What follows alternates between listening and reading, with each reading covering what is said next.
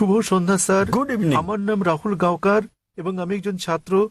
আমি ইসলাম ধর্ম সম্পর্কে আপনার কাছে জানতে চাই, অন্যান্য মুসলমানদের তুলনায় কেন শিয়া মুসলমানদের কম গুরুত্ব দেয়া হয়। আমি আমার এক মুসলমান বন্ধুর কাছে শুনেছি তাদেরকে শিয়া পরিবারের পানীয় পান করার অনুমতি দেয়া হয় না। পানীয় না, ঠিক আছে। আমি আসলে জানতে চাই, এও বলা হয়ে থাকে যে ইরাকে সাদ্দাম হোসেন যা করেছেন, তিনি রাসায়নিক গ্যাস প্রয়োগ করেছেন, তিনি শিয়াদের উপর নৃশংসতা চালিয়েছেন, যা দ্বিতীয় বিশ্বযুদ্ধের সময় ইহুদিদের উপর হিটলারের নির্যাতনের সঙ্গে তুলনীয়। তাহলে এটিকে কি আপনি অবিচার মনে করেন না? আমি আরো জানতে চাই, প্রকৃতপক্ষে পূর্বে শিয়ারা ইসলাম ধর্মে যে ভুল করেছে তারা আজও তার প্রায়শ্চিত্ত করে যাচ্ছে কিনা। ভাই প্রশ্ন করলেন যে শিয়াদের কেন নিচ বললে গণ্য করা হয়, তারা কি অপরাধ করেছে, সাদ্দাম হোসেন কেন তাদেরকে হত্যা করেছে, যেমন জার্মানিতে হিটলার রাসায়নিক অস্ত্র দিয়ে ইহুদিদের হত্যা করেছে ইত্যাদি। ভাই ইসলামে কোনো শিয়া সুন্নি নেই, কোনো শিয়া সুন্নি নেই ইসলামে। অনেক লোক আছে। আমি উত্তরটা দেই, আমি উত্তর দেব। আপনার প্রশ্নের উত্তর দেওয়ার পর আপনি বলবেন। ইসলামে কোনো শিয়া সুন্নি নেই। কোরআনে বলা হয়েছে সূরা আলে ইমরান অধ্যায় 3 আয়াত নম্বর 103, ওয়াতাসিমু বিহাবলিল্লাহি জামিআ ওয়া লা তাফাররাকু। তোমরা আল্লাহর রজ্জু শক্ত করে ধরো এবং পরস্পর বিচ্ছিন্ন হও না। আমাদেরকে আল্লাহর রজ্জু ধরতে হবে, এটা কোরআন এবং নবী মুহাম্মদ সাল্লাল্লাহু আলাইহি ওয়াসাল্লামের সহিহ হাদিস। যদি আপনি এই রজ্জু ধরেন তাহলে আপনি খাঁটি মুসলিম। ইসলামে শিয়া সুন্নি নেই এবং ইসলামের কোনো ভাগ নেই। কোরআন বলছে সূরা আনাম অধ্যায় নম্বর 6 আয়াত নম্বর 159, হে নবী, নিশ্চয়ই যারা খণ্ড বিখণ্ড করেছে, অনেক দল করেছে ইসলাম ধর্মকে, তাদের সাথে আপনার কোনো সম্পর্ক নেই। আল্লাহ বিচার দিবসে তাদের ব্যাপারটা দেখবেন। এবং আমাদের নবী মুহাম্মদ সাল্লাল্লাহু আলাইহি ওয়াসাল্লাম বলেছেন যে মুসলিমদের মধ্যে 73টি দল হবে, এর মধ্যে কেবলমাত্র একটি দল যাবে জান্নাতে। সাহাবাগণ জিজ্ঞেস করলেন কোন দলটি? যারা অনুসরণ করবে আমাকে এবং আমার সাহাবীদের, যারা কোরআন এবং নবীর সহিহ হাদিস মেনে চলবে তারা। সুতরাং কোরআন বলছে ধর্মকে খণ্ড বিখণ্ড করো না। আমাদের নবী বলেন, এমনকি কোরআনে বলা হয়েছে কিছু লোক থাকবে তারা দল সৃষ্টি করবে। কতটা? 73টা। যে দল সঠিক পথে থাকবে তারা বিভাজন সৃষ্টি করবে না। সুতরাং যে কেউ নিজেকে মুসলিম ছাড়া অন্য কিছু বললেও শব্দটি হবে মুসলিম। মুসলিম মানে যে নিজের ইচ্ছাকে আল্লাহর কাছে সমর্পণ করেছে। নবী কি ছিলেন? তিনি শিয়া ছিলেন না সুন্নি ছিলেন? তিনি কি ছিলেন? তিনি ছিলেন মুসলিম। এবং এর আগে আমি বোনকে যে জবাব দিয়েছি তাতে ছিল সূরা আলে ইমরান অধ্যায় 3 আয়াত নম্বর 64, বলা হয়েছে ফাকুলু শাদু বিআন্না মুসলিমুন। সাক্ষী থাকো যে আমরা মুসলিম। বিচার করার জন্য আপনি কি করবেন মুসলিমরা ঠিক না ভুল পথে চলছে? আপনি দেখবেন কোরআন। মোহাম্মদ, জাকির, সুলতান, আব্দুল্লাহ, যে কোনো নাম হোক, কোনো সমস্যা নেই। নিজেকে পরীক্ষা করতে বলেন। যদি সে কোরআন এবং নবীর নির্ভরযোগ্য বাণী বুখারী, মুসলিম ইত্যাদি অনুসরণ করে তাহলে সে খাঁটি মুসলিম। যদি সে নবীর প্রকৃত শিক্ষার বাইরে যায়, বুখারী, মুসলিম এবং অন্যান্য সহিহ হাদিসের বাইরে যায় এবং কোরআনের বিপক্ষে যায়, তাহলে সে প্রকৃত মুসলিম নয়। প্রকৃত মুসলিম হচ্ছে সে যে মেনে চলে কোরআন এবং নবী মুহাম্মদ সাল্লাল্লাহু আলাইহি সাল্লামের যথাযথ শিক্ষা। সুতরাং এটা জানার পর নিজেকে সে যাই বলুন না কেন, যদি না মেনে চলেন কোরআন এবং নবীর সব শিক্ষা হাদিস, তাহলে সে প্রকৃত মুসলিম নয়। আপনার প্রশ্নের দ্বিতীয় অংশ, সাদ্দাম হোসেন। প্রশ্নের মধ্যে সাদ্দাম হোসেন নেই? আছে প্রশ্নের মধ্যে? হ্যাঁ, সাদ্দাম হোসেন। সাদ্দাম হোসেন শিয়াদের হত্যা করেন। ভাই আমি জানি না তিনি শিয়াদের হত্যা করেছেন কিনা, এটা মিডিয়া বলছে। কিন্তু হোক সাদ্দাম হোসেন, হোক হিটলার, হোক জর্জ বুশ, যে কোনো নিরপরাধ মানুষকে হত্যা করে, শিয়া সুন্নি বাদ দেন, যদি সে হত্যা করে নিরপরাধ কোনো হিন্দু, নিরপরাধ খ্রিস্টান, নিরপরাধ ইহুদিকে, তাহলে সেটা বড় অপরাধ। হোক না কেন সাদ্দাম হোসেন, হোক জর্জ বুশ, হোক না হিটলার, যে কোনো নিরপরাধ মানুষকে হত্যা করে, হোক সে মুসলিম বা অমুসলিম, হোক না কোনো হিন্দু বা খ্রিস্টান কিংবা ইহুদি, যদি কেউ কোনো নিরপরাধ মানুষকে হত্যা করে, সেটা হচ্ছে একটা পাপ কাজ, এটা নিষিদ্ধ। কারো সাফাই করতে আমি এখানে আসিনি। তাতে হোক তার নাম জর্জ বুশ, হিটলার, সুলতান, আব্দুল্লাহ, টম, ডিক, হ্যারি বা যে কেউ, যে কোনো নির্দোষ মানুষকে হত্যা করা সবার জন্য নিষিদ্ধ। আশা করি উত্তরটা পেয়েছেন। স্যার, তার মানে আপনি বলতে চান আমাদের শিয়া সুন্নি কিংবা বহুরি মুসলিমে বিশ্বাস করা উচিত নয়? আমি তা বলছি না। কোরআন কোন শিয়া সুন্নি নেই কোরআনে। কোরআনে মানে কোনো স্যার, বহুরি নেই। এখানে অনেক মসজিদ আছে, অনেক মসজিদ। তাহলে আপনি তাদেরকে বলেন, তাদের জিজ্ঞেস করেন শিয়া কথাটা কোথায় আছে কোরআনে, তাকে জিজ্ঞেস করেন বহুরি কোথায় আছে কোরআনে।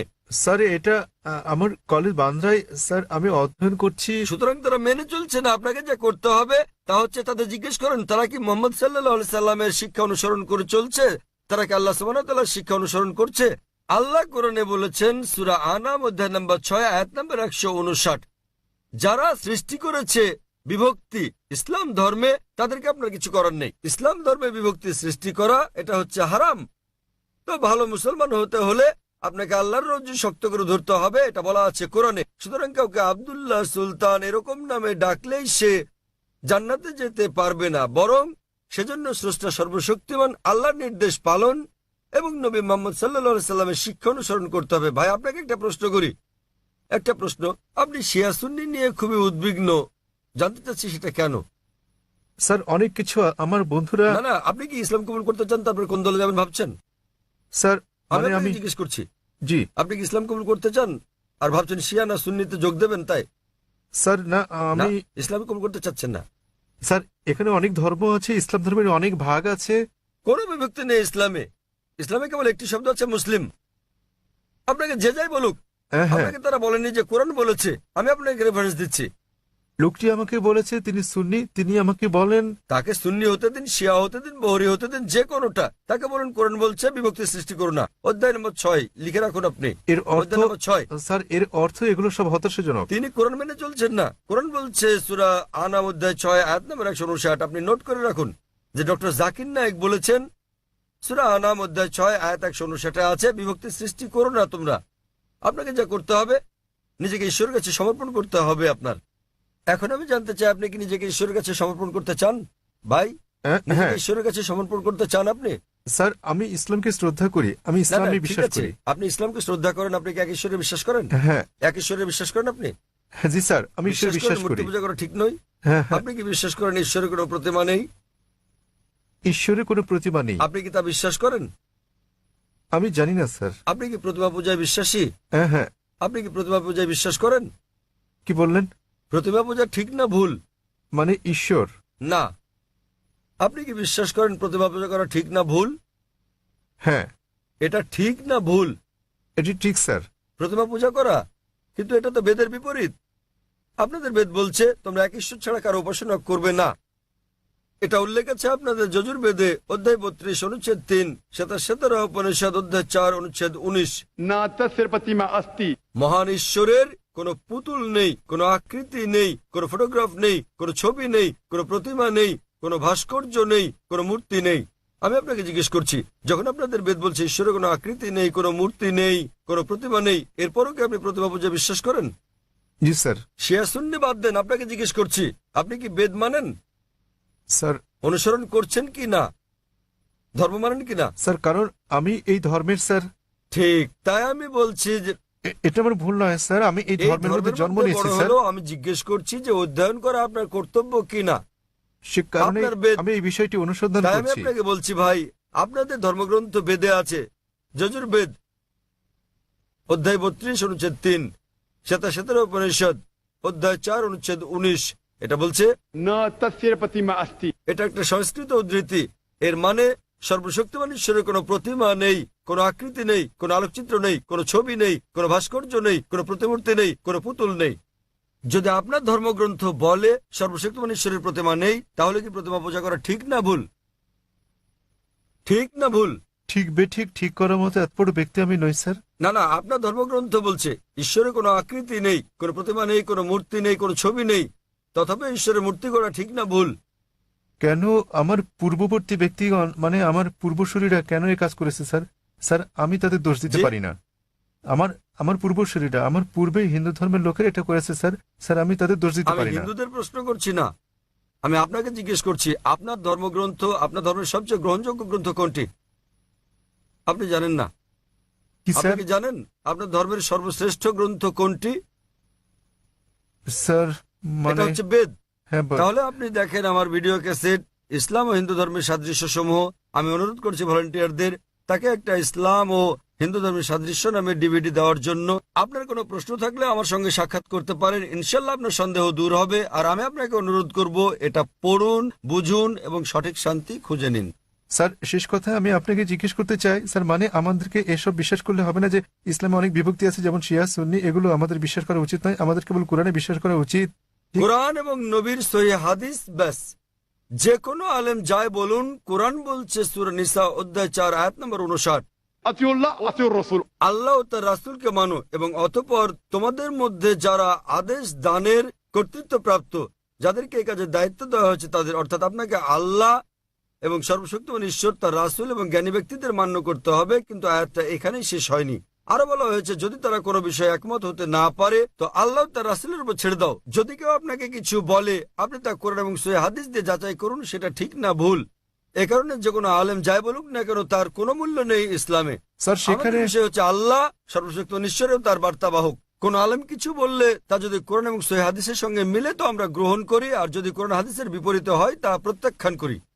স্যার কোন ব্যক্তি নিজেকে মুসলিম বলে দাবি করলে আপনি তাকে বলবেন قل هاتوا برهانكم প্রমাণ দাও إن كنتم صادقين। যদি সত্যবাদী হও। সে কারণেই যখন আমি প্রশ্নের উত্তর দেই আমি কোরআন এবং সহিহ হাদিসের রেফারেন্স দেই। যা আমি বলছি, যা ডক্টর জাকির নায়েক বলছেন তা কিছুই নয় ইসলামে, কোনোই মূল্য নেই তার। আমি যা বলি ইসলামে তার মূল্য হচ্ছে শূন্য। যা কোরআন বলছে, সর্বশক্তিমান ঈশ্বর বলছেন, যা আমাদের প্রিয় নবী মুহাম্মদ সাল্লাল্লাহু সাল্লাম বলছেন তা মূল্যবান। তাই আমি যা দিচ্ছি তা হচ্ছে রেফারেন্স।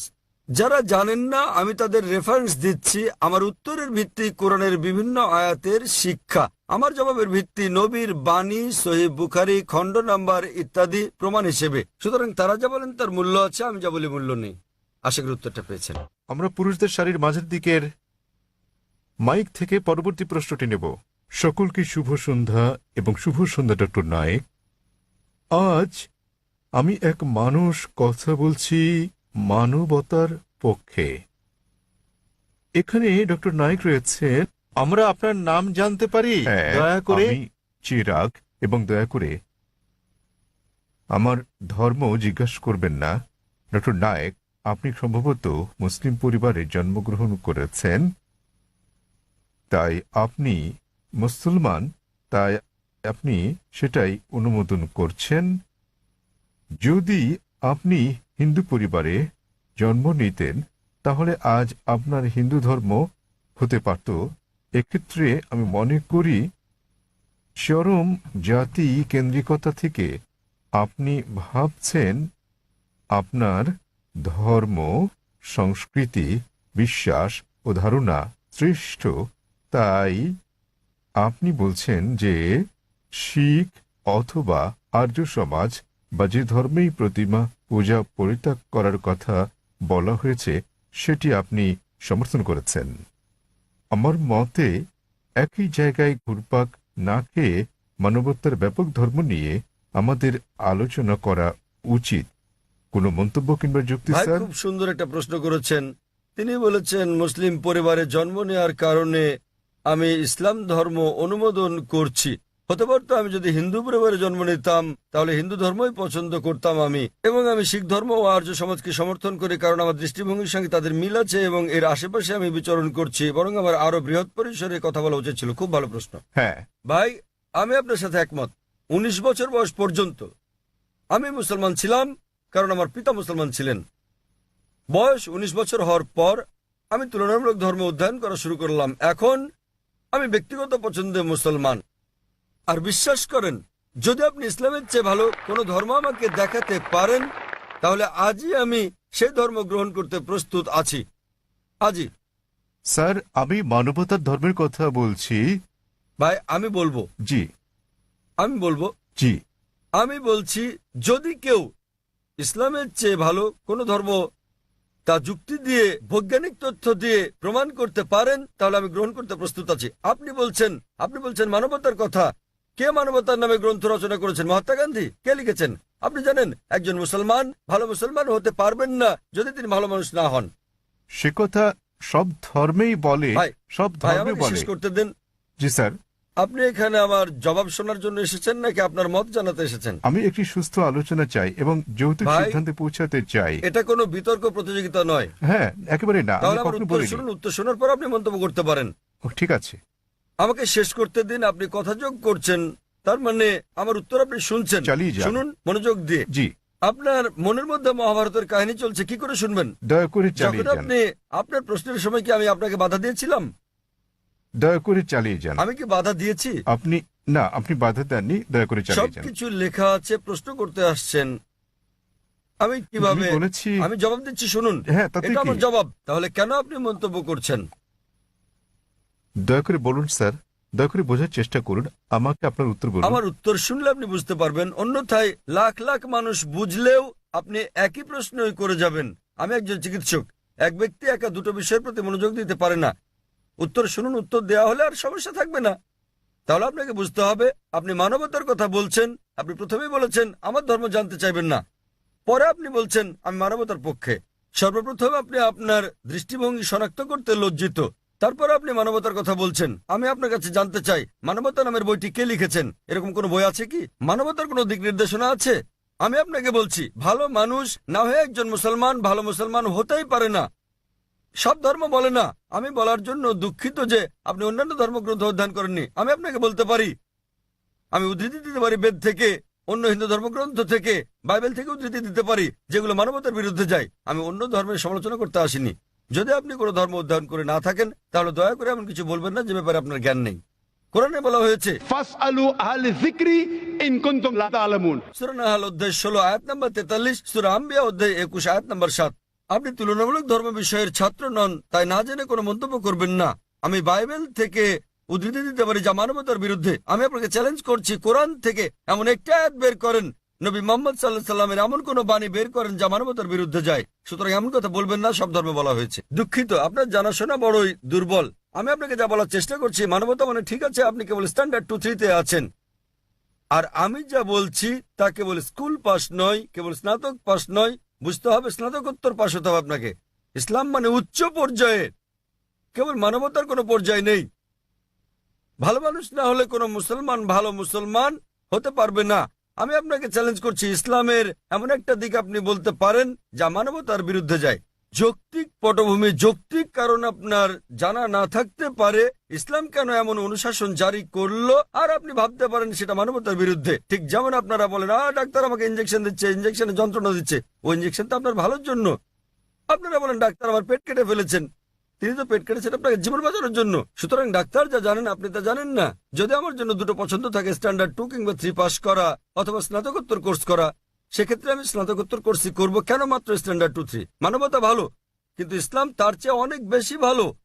আপনার প্রশ্নের ব্যাপারে বলতে গেলে, আমি মুসলিম পরিবারে জন্ম নিয়েছি বলে আমি ইসলামকে অনুমোদন করছি। আমি আপনাকে বলছি, আপনাকে চ্যালেঞ্জ করছি, যদি কেউ আমাকে প্রমাণ দিতে পারে অন্য যে কোনো ধর্ম, আমি প্রধান ধর্মগুলোর বেশিরভাগই অধ্যয়ন করেছি এবং আমার মনে হয় ইসলাম সবচেয়ে যুক্তিগ্রাহ্য, মানুষের সবচেয়ে সেরা ধর্ম মানবতার। এটাই একমাত্র ধর্ম যাতে মানবতার জন্য সমাধান রয়েছে।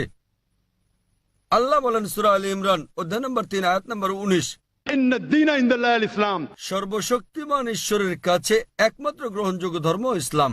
আর আপনার জানার জন্য বলছি, আপনার যুক্তি অত্যন্ত নাজুক। আপনি কি জানেন আমাদের 30 জনেরও বেশি আলেমের মধ্যে যারা বিশ্বের বিভিন্ন দেশের নাগরিক, তাদের 10 জনেরও বেশি মুসলিম পরিবারে জন্মগ্রহণ করেননি? আপনি কি তা জানেন? আমি এটা উত্তর জানতে চাই আপনার কাছে, আপনি কি জানেন এই মঞ্চে বক্তৃতা দানকারী 30 জনের মধ্যে 10 জনেরও বেশি মুসলিম হিসেবে জন্মগ্রহণ করেননি? আপনি জানেন? হ্যাঁ, আমি হতে পারে আমি বলছি। আপনাকে জিজ্ঞেস করছি, আপনি কি তা জানেন? না, আমি হ্যাঁ তা অথবা জানি না না। বলেন। তাহলে আপনার পুরো যুক্তি তো অসার। বিশ্বের বিভিন্ন দেশের 30 জন বক্তার মধ্যে 10 জনের বেশি আমেরিকান, 4-5 জন কানাডার, কয়েকজন ইউকের, মালয়েশিয়ার আছেন, সৌদি আরবের, সংযুক্ত আরব আমিরাতের, সোমালিয়ার এবং সুদানের বক্তা রয়েছেন, এবং এদের মধ্যে 10 জনেরও বেশির জন্ম অমুসলিম পরিবারে। তারা বেড়ে ওঠার পর কেউ কিশোর বয়সে গ্রহণ করেছেন ইসলাম, কেউ 20-এর কোঠায় গ্রহণ করেছেন ইসলাম, কেউ বা 30-এর কোঠায় গ্রহণ করেছেন। আর আল্লাহ তাদের হেদায়েত দান করেন, তারা নিজেদের পছন্দে মুসলিম হয়েছেন। সুতরাং আপনার যুক্তি, মুসলিম পরিবারে জন্মগ্রহণের কারণে আমি ইসলাম পছন্দ করি, এসব লোক জন্মগ্রহণ করেননি মুসলিম পরিবারে, তারা খ্রিস্টান পরিবারে জন্মেছেন, তারা অমুসলিম পরিবারে জন্ম নিয়েছেন, তারা ইসলাম পছন্দ করেছেন। কেন? কারণ তারা অধ্যয়ন করেছেন, তারা অন্যান্য ধর্ম অধ্যয়ন করেছেন এবং বুঝতে পেরেছেন ইসলাম জীবনের শ্রেষ্ঠ পন্থা। আমি আপনাকে অনুরোধ করছি, আপনি মানবতা সম্পর্কে পড়েন, ইসলাম সম্পর্কে জানেন এবং বের করতে চেষ্টা করেন ইসলামের কোন বিষয়টা মানবতার বিরুদ্ধে যায়। তাহলে আপনি জানতে পারবেন সবচেয়ে ভালো ধর্ম। আমি আপনার ধর্ম সম্পর্কে জিজ্ঞেস করছি না, আমি আপনাকে সর্বোত্তম ধর্মটা গ্রহণ করতে বলছি। এবং জীবনের সর্বোত্তম পথ, মানবতার একমাত্র সমাধান হচ্ছে ইসলাম। ধন্যবাদ। হ্যাঁ বোন, পেছনের দিকে। আসসালামু আলাইকুম। আমার দুটি প্রশ্ন আছে। প্রথমটি হচ্ছে, মুসলমান মেয়েরা ইসলাম ধর্ম অনুসরণ করে কেন অমুসলিমদের বিয়ে করতে পারে না? আমার আরো একটি প্রশ্ন আছে। ইসলামে এটা সিদ্ধ যে একজন পুরুষ 4 বার বিয়ে করতে পারেন। দ্বিতীয় বিয়ের ক্ষেত্রে প্রথম স্ত্রীকে কি জানাতে হয়, নাকি না জানিয়েই দ্বিতীয় বিয়ে করা যায়? বোন দুটো প্রশ্ন করলেন। তিনি প্রশ্ন করলেন, প্রথম প্রশ্নটা হচ্ছে তার জানা মতে ইসলামে এটা আবশ্যক যে দ্বিতীয় স্ত্রী গ্রহণের আগে প্রথম স্ত্রীর অনুমতি নিতে হয়, এবং তার প্রথম প্রশ্নটা হচ্ছে যে ইসলামে কেন একজন পুরুষ অমুসলিম কোনো মেয়েকে বিয়ে করতে পারে না। আপনার প্রথম প্রশ্ন দুঃখিত, অনুযায়ী প্রশ্নটি এরকম যে মুসলিম পরিবারে জন্মগ্রহণকারী একটি মেয়ে কোনো অমুসলিমকে বিয়ে করে ইসলাম ধর্ম অনুসরণ করতে পারে কিনা। মুসলিম পরিবারে জন্মগ্রহণকারী কোনো মেয়ে কেন অমুসলিম পুরুষদের বিয়ে করে ইসলাম ধর্ম অনুসরণ করতে পারে না? কারণটা হচ্ছে এটা আমাদের স্রষ্টা আল্লাহ সুবহানাহু ওয়া তাআলার নির্দেশের বিপরীত। আল্লাহ বলেছেন পবিত্র কোরআনে সূরা বাকারা অধ্যায় নম্বর 2 আয়াত নম্বর 221 যে তোমরা মুশরিককে বিয়ে করো না যতক্ষণ না সে ঈমান আনে, মূর্তি পূজারীকে বিয়ে করো না, অবিশ্বাসীকে বিয়ে করো না যতক্ষণ না সে ঈমান আনে। এমনকি যারা ঈমান এনেছে তারা যদি কৃতদাস হয়, যারা ঈমান আনেনি তাদের চেয়ে ওই ঈমানদার অনেক অনেক ভালো। যদিও ওই মুশরিক মানুষ, ওই অমুসলিম তোমাদের মুগ্ধ করে, তবুও এমনকি যদি সে বিশ্বের সেরা সুন্দর পুরুষ হয়, সবচেয়ে ধনী ব্যক্তি হয়, আর সে যদি অমুসলিম হয় তার চেয়ে একজন মুসলিম পুরুষ, সে কালো কুৎসিত কৃতদাস হলেও অনেক অনেক বেশি ভালো। একইভাবে তার বলা হয়েছে যে একজন পুরুষ কোনো নারী ঈমান না আনা পর্যন্ত তাকে বিয়ে করবে না। একজন মুসলিম নারী যদি কৃতদাস হয় তবুও সে ওই মোহনীয় অমুসলিম নারী অপেক্ষা অনেক ভালো। আর যৌক্তিক কারণটা হচ্ছে বোন যে কোনো গাড়ি বা কোনো বাহনের একটি চাকা যদি হয় বাইসাইকেলের আর অপর চাকাটি হয় ট্রাকের, তাহলে কি সেটা চলবে? স্বাভাবিক যে চলবে না। 4টি চাকার সবকটি সমান হতে হবে। এবং আপনি আরো জানতে চেয়েছেন অমুসলিমকে বিয়ে করে মুসলিম মেয়ে কি ভালো মুসলিম হতে পারবে? কারণটা হচ্ছে যে ইসলাম ধর্মে আমরা চাই আমাদের স্বামী কিংবা স্ত্রী, আমাদের জীবন সঙ্গীরা তারাও জান্নাতে যাক। এখন স্ত্রী জান্নাতে যাওয়ার পথ খুঁজে পেল, স্বর্গে যাওয়ার পথ খুঁজে পেল, এবং সে ইসলাম ধর্ম অনুসরণ করে জান্নাত পেল। তাকে অনুসরণ করতে হবে কোরআন এবং সহিহ হাদিস। এখন ভাবুন তো, যখন স্ত্রী জানতে পারলো যে সে জান্নাতে যাচ্ছে এবং তার স্বামী যিনি প্রতিমা পূজা করছেন, যিনি ইসলাম ধর্ম বিশ্বাস করেন না, তিনি যাচ্ছেন দোজখে। পরকালের জীবনের তুলনায় বোন এই জীবন খুবই ছোট জীবন। এই জীবনে বোন আপনি হয়তো স্বামীর সঙ্গে 20 বছর, 30 বছর, 40 বছর, 50 বছর কাটাবেন, 60 বছর। পরকালের জীবন হলো অনন্ত জীবন। তাহলে সেই মহিলা তো স্বার্থপর। একজন ভালো মুসলিম বা ভালো মুসলিমা, একজন ভালো মুসলমান পুরুষ কিংবা নারী চাইবেন তার জীবন সঙ্গী, তার স্বামী কিংবা স্ত্রীও জান্নাতে যাক। সুতরাং এটাই কারণ, এজন্যই স্বামী এবং স্ত্রী দুজনেরই মুসলমান হওয়া জরুরি। আপনার দ্বিতীয় প্রশ্নের ব্যাপারে বলি, মুসলিম পুরুষের দ্বিতীয় স্ত্রী গ্রহণের আগে প্রথম স্ত্রীর অনুমতি নেয়ার বাধ্যবাধকতা আছে কি না? নিকাহনামায় উল্লেখ না থাকলে এটা আবশ্যকীয় নয়। যদি নিকাহনামায় উল্লেখ থাকে, বিয়ের চুক্তিতে উল্লেখ থাকে, যদি স্ত্রী বলে থাকেন যে আমি জীবিত থাকা পর্যন্ত তুমি দ্বিতীয় স্ত্রী গ্রহণ করবে না, তখন এটা আবশ্যকীয়। যদি নিকাহনামায় না থাকে এটা, তাহলে আবশ্যকীয় নয়। তবে অন্তত তাকে অবহিত করতে হবে। কেন? দ্বিতীয় স্ত্রী গ্রহণের নিয়মের এটা একটা অংশ বলতে পারেন। কোরআনে বলা হয়েছে সূরা নিসা অধ্যায় 4 আয়াত নম্বর 3, তোমাদের পছন্দের নারীদের বিয়ে করো 2, 3 বা 4 জনকে, তবে সুবিচার করতে না পারলে একজনকে। তাহলে একাধিক বিয়ের ক্ষেত্রে অন্যতম একটা দিক হচ্ছে স্ত্রীদের মধ্যে সুবিচার করতে হবে। তো যদি প্রথম স্ত্রীকে এটা না জানান, তাদের মধ্যে সুবিচার করবেন কিভাবে? তখন হয়তো আপনি মিথ্যে বলবেন, অফিসের কাজে যাচ্ছেন, বোম্বের বাইরে যাচ্ছেন ইত্যাদি বলতে পারেন। কিন্তু যদি আপনি দ্বিতীয় বিয়ে করেন, প্রথম স্ত্রীর অনুমতি নেওয়া সেখানে আবশ্যকীয় না হলেও উভয় স্ত্রীর মধ্যে সমান আচরণের কথা ভেবে আপনাকে অন্তত বিষয়টা থেকে জানাতে হবে। আশা করি উত্তরটা পেয়েছেন বোন। ধন্যবাদ। হ্যাঁ ভাই, আপনার নাম এবং আপনার প্রশ্ন। হ্যাঁ, হ্যালো ডক্টর জাকির নায়েক, আমার নাম মাহেন্দ কুমার এবং আমি একজন MBA পাস। ফোর্টে থমাস কুকের হয়ে কাজ করি। আমার প্রশ্ন নন ভেজিটেরিয়ান খাদ্য সংক্রান্ত। ইসলামে কি এর অনুমতি আছে? পশু পাখি জীবিত প্রাণী, আপনি কি একে সহিংসতা বলে মনে করেন না? আমার দ্বিতীয় প্রশ্ন, নন ভেজ খাদ্য গ্রহণ কি ইসলামে বাধ্যতামূলক এবং প্রকৃত নিরামিষভোজী ব্যক্তি কি ইসলাম অনুসরণ করতে পারেন? ভাই মহেন্দ্র কুমার খুব সুন্দর একটা প্রশ্ন করেছেন। তিনি বললেন যে ইসলামে আপনারা ননভেজ খাবার খাবেন, আপনারা প্রাণী হত্যা করবেন, কেন ইসলাম ধর্ম প্রাণী হত্যা করার অনুমতি দেয়? এবং একজন মুসলমান কি প্রকৃত নিরামিষভোজী হতে পারেন? ভাই, এই প্রশ্নের উত্তর দেওয়ার আগে আমি আপনাকে বলতে চাই, একজন মুসলমান প্রকৃত নিরামিষভোজী হয়েও খুব ভালো একজন মুসলমান হতে পারেন। এটা বাধ্যতামূলক নয় ইসলামে যে আপনাকে ননভেজ খেতেই হবে, এটা বাধ্যতামূলক নয়। তবে যেহেতু কোরআনে আল্লাহ বলেছেন এবং আমাদেরকে অনুমতি দিয়েছেন ননভেজ খাদ্য গ্রহণের জন্য, সূরা মাইদা অধ্যায় 5 আয়াত 1 এখানে বলা হয়েছে যে তোমরা চতুষ্পদ জন্তু খাও যা তোমাদের জন্য হালাল করা হয়েছে। সূরা নাহল অধ্যায় 16 আয়াত 5 উল্লেখ করা হয়েছে যে তোমরা গো মহিষাদের মাংস ভক্ষণ করতে পারো। সূরা মুমিনুন অধ্যায় 23 আয়াত 21 বলা হয়েছে যে গো মহিষাদের উদরস্থিত বস্তু থেকে আমি তোমাদের পান করাই, এর মধ্যে তোমাদের উপকার রয়েছে এবং তোমরা এদের মাংস ভক্ষণ করতে পারো। সুতরাং যখন সর্বশক্তিমান ঈশ্বর হালাল প্রাণীর মাংস ভক্ষণ করার অনুমতি দিয়েছেন তখন আমরা কেন খাবো না? এখন যৌক্তিক কারণের দিকে আসি, কেন ইসলাম আমিষ ননভেজ খাদ্য গ্রহণের অনুমতি দিয়েছে? যদি ননভেজ খাদ্যকে বিশ্লেষণ করা হয় দেখা যাবে এগুলো প্রোটিন সমৃদ্ধ। মানব দেহে 23 প্রকার অ্যামিনো অ্যাসিডের প্রয়োজন রয়েছে, যার 8টি মানব দেহে তৈরি হয় না, খাদ্য দিয়ে এগুলোর চাহিদা মেটাতে হয়। এগুলো অত্যাবশ্যকীয় অ্যামিনো অ্যাসিড নামে পরিচিত। এখন এই 8 প্রকার অত্যাবশ্যকীয় অ্যামিনো অ্যাসিডের সবগুলো কোনো শাকসবজির মধ্যে একসঙ্গে পাওয়া যায় না, কেবলমাত্র মাংসের মধ্যে পাওয়া যায়। সেজন্য কোনো প্রাণীর মাংস শাকসবজির তুলনায় অধিক বেশি পুষ্টিকর। এছাড়াও যদি আপনি বিশ্লেষণ করেন, যদি আপনি তৃণভোজী প্রাণীদের দাঁতগুলো ভালো করে দেখেন, যেমন গরু, ছাগল, ভেড়া, এদের দাঁতগুলো চ্যাপ্টা, এরা কেবল তৃণভক্ষণ করে, মাংস খায় না। যদি আমরা ভালো করে দেখি মাংসাশী প্রাণীগুলোর দাঁত, যেমন বাঘ, চিতাবাঘ, সিংহ, দেখতে পাবো এদের দাঁতগুলো তীক্ষ্ণ, তাদের ক্যানাইন দাঁত আছে। এরা কেবল মাংস খায়, তৃণজাতীয় খাদ্য খায় না। যদি আমরা মানুষের দাঁতগুলো বিশ্লেষণ করি, আমরা আয়নার সামনে গিয়ে ভালো করে দেখি আমাদের মানুষের চ্যাপ্টা এবং তীক্ষ্ণ 2 ধরনের দাঁতই রয়েছে। যদি সর্বশক্তিমান ঈশ্বর আমাদের কেবলমাত্র শাকসবজি খাওয়ানোর ইচ্ছে করতেন তাহলে কেন তিনি আমাদের ক্যানাইন দাঁত দিলেন? কেন তিনি আমাদের তীক্ষ্ণ দাঁত দিলেন? কিসের জন্য? স্বাভাবিকভাবে বোঝা যায় প্রাণীজ খাবার খাওয়ার জন্য, মাংস খাওয়ার জন্য। এছাড়াও যদি আমরা মানুষের পরিপাকতন্ত্র বিশ্লেষণ করি, যদি আমরা এটাকে তৃণভোজী প্রাণীগুলোর সঙ্গে তুলনা করি, গরু, ছাগল, ভেড়া, দেখা যাবে এরা কেবল তৃণ হজম করতে পারে। মাংসাশী প্রাণী বাঘ, চিতাবাঘ, সিংহ, এদের পরিপাকতন্ত্র কেবল মাংসজাতীয় খাদ্য হজম করতে পারে, তারা তৃণ হজম করতে পারে না। মানুষের পরিপাকতন্ত্র দুটোই হজম করতে পারে। মানুষের আছে ক্ষুদ্রান্ত, বৃহদান্ত্র। এটা শাকসবজি হজম করতে পারে, মাংস হজম করতে পারে, দুটোই হজম করতে পারে।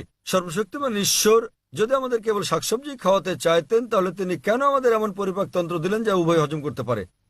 বিশ্লেষণে দেখা গেছে হিন্দুদের অনেকের ধারণা যে হিন্দু ধর্ম মাংসজাতীয় খাদ্য খাওয়া নিষিদ্ধ করেছে। প্রকৃতপক্ষে যদি আপনি পড়েন, মনুস্মৃতিতে উল্লেখ আছে অধ্যায় নম্বর 5 শ্লোক নম্বর 30, সর্বশক্তিমান ঈশ্বর খাদ্য হিসেবে কিছু প্রাণীকে সৃষ্টি করেছেন আর কিছুকে করেছেন খাদক। যেসব প্রাণীকে খাদ্য হিসেবে সৃষ্টি করা হয়েছে সেগুলো খেলে কোনো পাপ হবে না। মনুস্মৃতি অধ্যায় 5 শ্লোক 31 বলছে যে সর্বশক্তিমান ঈশ্বর কিছু প্রাণী বলির জন্য সৃষ্টি করেছেন, তাদের জবাই করলে পাপ হবে না। মনুস্মৃতি অধ্যায় 5 শ্লোক 40 বলা হয়েছে যে বলিদানের পশু বলি দেওয়ার জন্য অনুমতি আছে, এটা ঈশ্বরের বিধান। সুতরাং হিন্দু ধর্মে প্রাণীর মাংস খাওয়ার অনুমতি আছে। বেদ ও অন্যান্য ধর্মগ্রন্থ পড়লে দেখবেন সাধু সন্তরা প্রাণীর মাংস খেতেন, এমনকি গরুর মাংস খেতেন। মহাভারত পড়লে দেখবেন অনুশাসন পর্ব অধ্যায় নম্বর 88, যখন পাণ্ডবরা একত্রে মিলিত হয়, যুধিষ্ঠির যিনি পাণ্ডবদের বড় ভাই, তিনি ভীষ্মকে জিজ্ঞেস করেন যে কোন খাদ্য আমাদের যজ্ঞে পূজায় দেওয়া উচিত যাতে করে আমাদের পূর্বপুরুষ সন্তুষ্ট হয়। তো ভীষ্ম উত্তর দিলেন যে যদি আপনি লতাপাতা, গুল্ম, শাকসবজি দেন তাহলে আমাদের পূর্বপুরুষেরা 1 মাসের জন্য সন্তুষ্ট থাকবে। যদি আপনি দেন মাছ তাহলে 2 মাস, যদি তাদেরকে মাংস দেন তাহলে 3 মাস, যদি খরগোশ দেন তাহলে 4 মাসের জন্য, যদি ছাগল দেন তাহলে 5 মাস, যদি লবণযুক্ত শুকরের মাংস দেন তাহলে 6 মাস, যদি তাদের পাখি দেন তাহলে 7 মাস, যদি হরিণ দেন তাহলে 8 মাস। এভাবে খাদ্য তালিকা ক্রমশ বড় হতে থাকে। বলা হয়েছে যদি মহিষ দেন তো 11 মাস, যদি দেন গোমাংস আপনি তাহলে আমাদের পূর্বপুরুষেরা পুরো 1 বছর সন্তুষ্ট থাকবে। এবং যদি ছাগলের লাল মাংস কিংবা গন্ডারের মাংস দেন, তাহলে তারা অনন্তকাল সন্তুষ্ট থাকবেন। সুতরাং হিন্দু ধর্ম মতে প্রাণীর মাংস খাওয়া কোনো পাপ নয়। হিন্দু ধর্মাবলম্বী অনেকে জীবিত প্রাণী হত্যা না করার অহিংস দর্শনে উদ্বুদ্ধ হয়ে মাংস খেতেন না, তারাও খেতে শুরু করেছেন। কিন্তু এমনকি এই অহিংস দর্শন, যেমন আপনি বলেছেন যে জীব হত্যা করা হচ্ছে পাপ, ভাই আপনি কি জানেন যে উদ্ভিদেরও প্রাণ আছে? আপনি কি এটা জানেন ভাই? জি। তাহলে জীব হত্যা যে পাপ আপনি বলেন, সেক্ষেত্রে উদ্ভিদ লতাপাতা ইত্যাদি হত্যা পাপ, তাহলে কেন আপনি সেগুলো খাবেন? একমত। একমত, খুব ভালো। এছাড়াও এমন কিছু লোক আছে যারা বলে, ঠিক আছে ভাই জাকির, আমি একমত যে উদ্ভিদেরও প্রাণ আছে, কিন্তু তারা তো ব্যথা অনুভব করে না, তাই উদ্ভিদ হত্যা করা জীবজন্তু হত্যা করার চেয়ে কম পাপ। যে বিষয়টা মনে রাখতে হবে তা হচ্ছে বিজ্ঞান আজ উন্নত, আমরা জানতে পেরেছি যে উদ্ভিদও ব্যথা অনুভব করে, কিন্তু উদ্ভিদের কান্না মানুষ শুনতে পায় না। কারণ মানুষ যে শব্দ তরঙ্গ শুনতে পায় তার মাত্রা 20 সাইকেল থেকে 20,000 সাইকেল পার সেকেন্ড পর্যন্ত, এর নিচের বা বেশি মাত্রা শব্দ তারা শুনতে পায় না। আমেরিকার এক কৃষক উদ্ভিদের কান্নাকে মানুষের শ্রবণ তরঙ্গে রূপান্তর করেছিলেন এবং উদ্ভিদগুলো কান্নাকাটি করলে, পানি চাইলে তিনি বুঝতে পারতেন। আরেক ব্যক্তি এসে আমাকে যুক্তি দিয়ে বললেন, ভাই জাকির, আমি আপনার সঙ্গে একমত যে উদ্ভিদের প্রাণ আছে এবং তারা ব্যথা অনুভব করে, তবে উদ্ভিদের দুটো ইন্দ্রিয় কম আছে প্রাণীদের ইন্দ্রিয় সংখ্যার তুলনায়, সুতরাং উদ্ভিদ হত্যা করা প্রাণী হত্যা করার চেয়ে অনেক কম পাপ। আমি আপনাকে জিজ্ঞেস করি ভাই, মনে করেন আপনার ভাই, আপনার বড় ভাই, তিনি জন্ম থেকেই বধির ও বোবা। যখন সে বড় হলো তখন কেউ তাকে হত্যা করলো, তাহলে কি আপনি বিচারককে বলবেন যে মহামান্য এই হত্যাকারীকে আপনি কম শাস্তি দিন, কেননা আমার ভাই দুটো ইন্দ্রিয় কম ছিল, তিনি শুনতে পেতেন না, কথা বলতে পারতেন না? আপনি কি কথা বলবেন? বরং আপনি বলবেন খুনিকে দ্বিগুণ শাস্তি দেওয়া হোক, কারণ আমার ভাই কানে শুনতেন না, বলতে পারতেন না, তিনি মাসুম ছিলেন, নির্দোষ ছিলেন তিনি। তাই ইসলামে দুটো বা তিনটি ইন্দ্রিয়ের কোনো প্রশ্ন নেই। কোরআনে বলা হয়েছে সূরা বাকারা অধ্যায় 2 আয়াত 168, যেসব হালাল বস্তু দেওয়া হয়েছে সেগুলো খাও, যে সকল খাদ্য হালাল সেগুলো তোমাদের জন্য পবিত্র, সেগুলো খেতে পারো। এত সত্ত্বেও ব্যক্তিগতভাবে আমার কোনো সমস্যা নেই যদি অমুসলিমরা প্রাণীর মাংস না খায়, আমার কোনো সমস্যা নেই। কেবল তারা যখন বলে পশু পাখির মাংস খাওয়া পাপ, এক ধরনের অপরাধ, শুধু তখনই আমি জবাবটা দেই। অন্যথায় ভারতের অমুসলিমরা যদি পশু পাখির মাংস না খায় সেটা আমার জন্য ভালো। যদি ভারতের সকল অমুসলিমরা মাংস খেতে শুরু করে তাহলে খাসি গরুর মাংসের দামটা বেড়ে যাবে, তখন আমার মাংস খাওয়ার খরচটাও বেড়ে যাবে। তাই ব্যক্তিগতভাবে আমার কোনো সমস্যা নেই।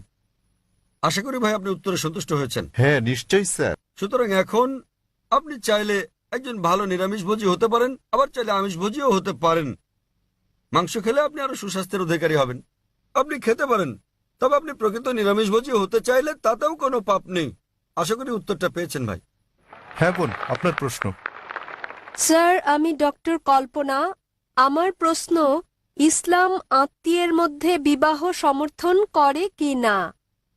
আপনি জানেন চিকিৎসা বিজ্ঞানে অনেক জন্মগত অস্বাভাবিকতার কারণ হচ্ছে স্বগোত্রে বিবাহ, অর্থাৎ আত্মীয়ের মধ্যে বিবাহ।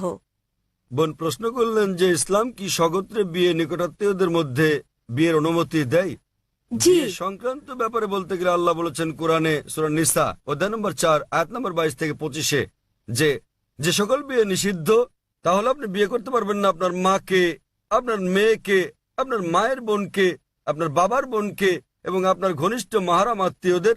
তবে আপন চাচাতো মামাতো বোন হলে পারবেন, কিন্তু ভাই বোন, পিতা কন্যা বিয়ের অনুমতি নেই। আপন চাচাতো মামাতো হলে অনুমতি আছে। আজ বিজ্ঞান আমাদের বলছে যদি আপন ভাই বোনে বিয়ে হয় সেক্ষেত্রে অস্বাভাবিকতার সম্ভাবনা অনেক বেশি থাকে, জন্মগত সমস্যা হতে পারে। সুতরাং সরাসরি ভাই বোন, পিতা কন্যা, মা আর ছেলে, পিতাপক্ষের চাচা, আপন চাচা, বাবার বোন ইত্যাদির মধ্যে বিয়ে হলে অস্বাভাবিকতার সম্ভাবনা খুবই বেশি থাকে। তাই ইসলাম এসব বিয়ে নিষেধ করেছে, কিন্তু আপন চাচাতো মামাতো হলে অনুমতি আছে। ইসলাম এটার অনুমতি দিয়েছে। আর বিজ্ঞান আজ আমাদের বলছে এমনকি চাচাতো মামাতো ফুফাতো ভাই বোনের ক্ষেত্রেও এর সম্ভাবনা আছে, তবে খুবই কম। জন্মগত সমস্যা হতে পারে যদি দুই ব্যক্তি, পুরুষ মহিলা অপরিচিত হয়, তারা যদি পরস্পরের আগে থেকেই আত্মীয় নাও হয় তবুও জন্মগত সমস্যা হতে পারে। তাহলে বোঝা যাচ্ছে জন্মগত সমস্যা কেবল আত্মীয়ের মধ্যেই হয় না, তবে সমস্যা অত্যাধিক বেশি থাকে সরাসরি আপন ভাই বোন বাবা অথবা মা আপন চাচা হলে, আপন চাচাতো মামাতো ফুফাতো ভাই বোনের মধ্যে সম্ভাবনা কিছুটা বেশি অপরিচিতের তুলনায়, তবে পার্থক্যটা খুবই ক্ষীণ। তবে আহমদ শাকরের মতো এরকম একটা হাদিস আছে, যে হাদিসে প্রিয় নবী বলেছেন যে অব্যাহতভাবে বংশানুক্রমে আপন চাচাতো মামাতো ফুফাতো ভাই বোনের মধ্যে বিয়ে করো না। তাই বংশানুক্রমে আপন আত্মীয়দের মধ্যে বিয়ে অব্যাহত রাখলে সমস্যা হতে পারে। অন্যথায় এমনকি মেডিকেল সায়েন্স বলছে বংশানুক্রমিক না হলে সমস্যা নেই, তবে যদি আপন কাজিনদের মধ্যে বিয়ে অব্যাহত রাখা হয়, যেমন ধরেন কাজিন আবারও কাজিন আবারও কাজিন, তাহলে সম্ভাবনা কিছুটা বাড়ে। এমনিতে সাধারণভাবে কোনো সমস্যা নেই। আশা করি বোন উত্তরটা পেয়েছেন। আপনাকে ধন্যবাদ। হ্যাঁ ভাই, 1 নম্বর মাইক। আসসালামু আলাইকুম জাকির ভাই। আমার স্যার নাসির স্যার গুরু আমাকে আপনার সঙ্গে